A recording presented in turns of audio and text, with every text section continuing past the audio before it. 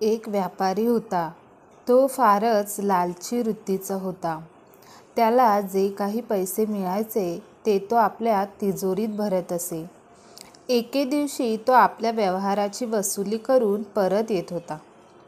अचानक त्याच्या हातातले पैशांचे गाठोडे रस्त्यात पडले. त्यामध्ये सोन्याच्या मोहरा होत्या.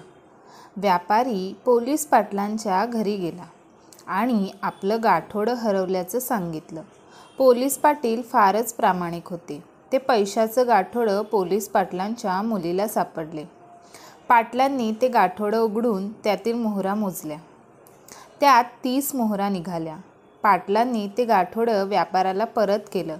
व्यापाराने ते गाठोडं उघडलं आणि त्यातील मोहरा मोजू लागला. व्यापाराच्या मनात लालसा निर्माण झाली. त्याने 10 मोहरा कमी असल्याचे सांगितले. पाटलांनी त्याला खूप समजावलं, पण त्याने काहीही न ऐकता गाठोडं तिथेच ठेवून तो न्यायालयात गेला. त्याने घडलेली सर्व हकीकत न्यायाधीशांना सांगितली.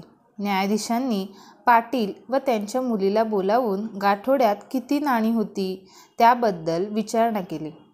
किती मोहरा होत्या गाठोड्यात असे न्यायाधीश म्हणाले, तर मुलगीने उत्तर दिले की 30 मोहरा आणि व्यापाराने उत्तर दिले की 40 मोहरा. न्यायाधीश म्हणाला, याचा अर्थ हे गाठोडं व्यापाराचे नाही. जोपर्यंत या गाठोड्याचा खरा मालक भेटत नाही तोपर्यंत हे गाठोडं या मुलीजवळच राहील आणि ज्यावेळी गाठोडे सापडेल त्यावेळी तुला बोलवण्यात येईल. हे ऐकून व्यापाराला आपल्या खोटे बोलण्याचा पश्चाताप झाला. तो मोठमोठ्याने ओरडू लागला, माझ्या केवळ 30 मोहरा हरवले आहेत असे तो न्यायाधीशांना सांगू लागला. परंतु न्यायाधीशांनी त्याचे काहीच ऐकून घेतले नाही. त्याला बाहेरचा रस्ता दाखवला. व्यापाराचा लालचीपणा त्यावरच उलटला. जे त्याचं होतं तेही तो गमावून बसला. म्हणूनच लालचीपणाचा शेवट हा केवळ दुःखातच होतो.